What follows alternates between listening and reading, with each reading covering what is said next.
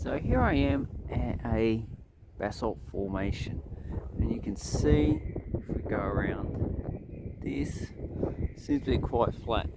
So this was possibly excavated at some time, and you can see there's lots of blocks of basalt.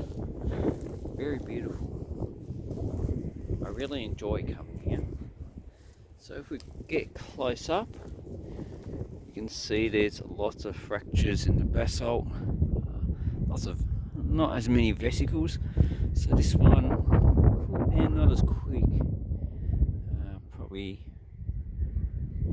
not straight away, probably over a few days it will cool down. So you've got lots of vesicles. Obviously we don't get much ice here, but you get a lot of water.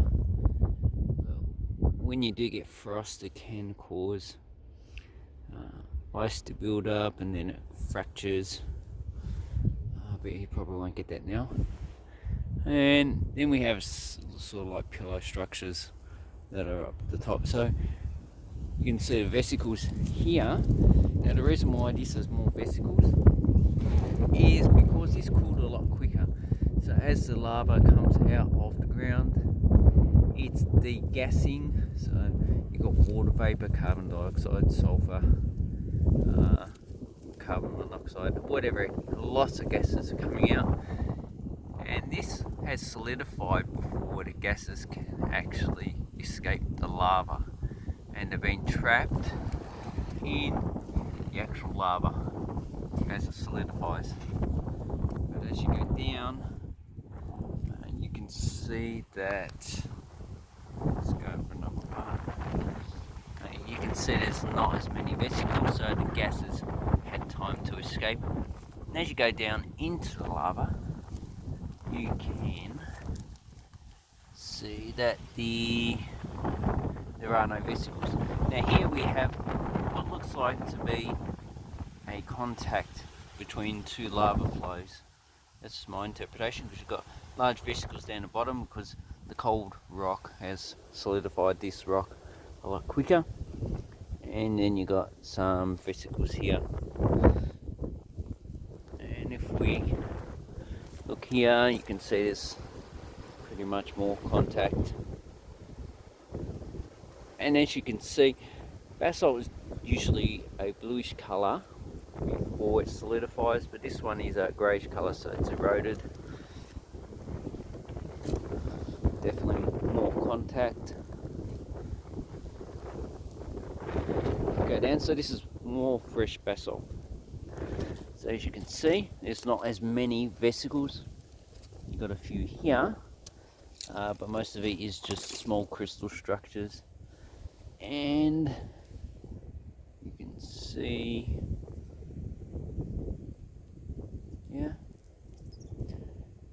this should, to actually get a crystal structure, you need to have it analysed or use a very powerful microscope. And as you can see, it does have vesicles, lots of fractures. So the fractures could have happened at the time it solidifies, or it could happen afterwards, because as the lava is cooling, it's also shrinking. So as you know, when something is heated up, it expands. When it cools, it shrinks. And it could fracture that way, or could fracture afterwards. And up the top we have pillow structures. So that's probably caused by erosion, considering it's high up. And it goes all the way around. Kangaroo poo, lots of kangaroos here. So you can see up the top is being eroded quite a bit. And you can see the vesicles up the top. Oh, hopefully you can. It's a bit dark. So you can see lots of vesicles, so this is more top of the structure. And because this lava is only 1 to 2 million years old, erosion really has not reduced its size by a great amount. Probably, just a guess, probably a metre or something. So this is pretty much the top of the rock, which would have had the most vesicles is obviously gone, turned into soil. That's what the soil is.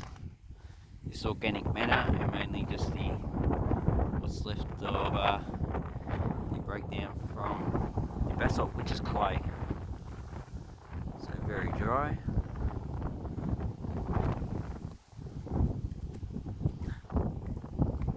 So that is a basalt formation. It's not really spectacular. There's no columnar basalt.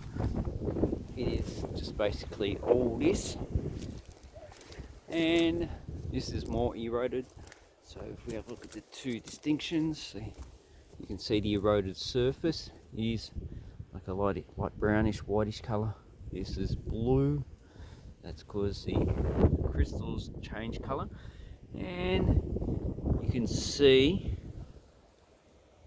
if you get close up, this camera's not good enough.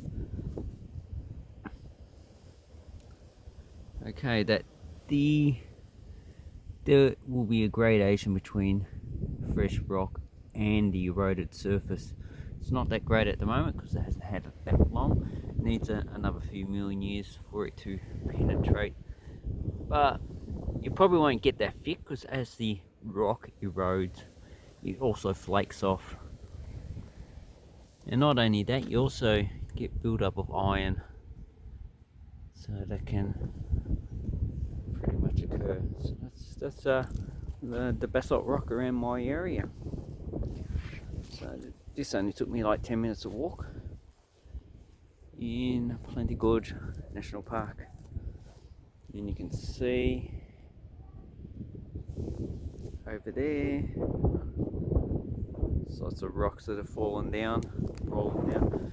So this can be a bit dangerous. You don't get that many rocks falling down, but you know, probably every 5 to 10 years.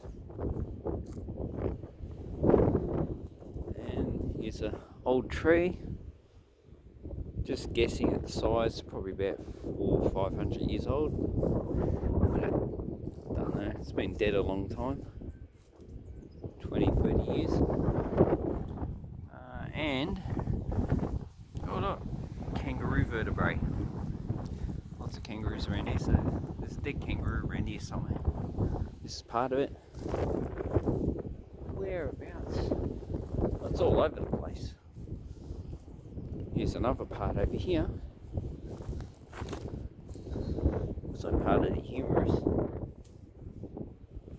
I did see some over there as well.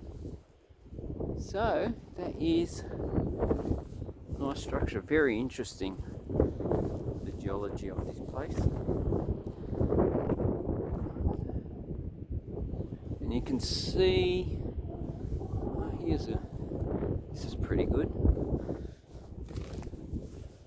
So you can see a lot of vesicles. So this would have come up from the top, would have rolled down.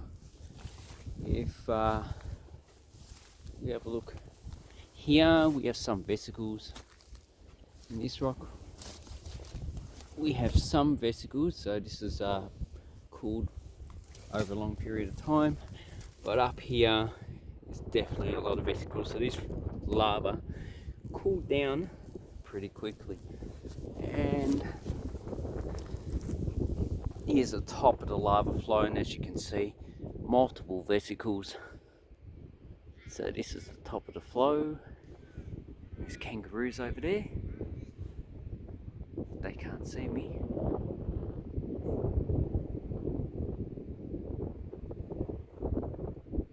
Anyway, yeah, so this is the top of the flow with lots of vesicles.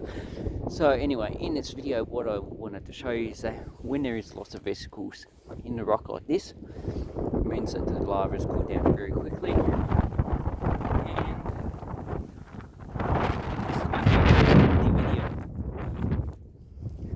When there is very few to no vesicles, it means that the lava cooled down over a long period and it had time to get degas. Anyway, this is the end of the video. Thank you very much for watching, and leave a comment down below.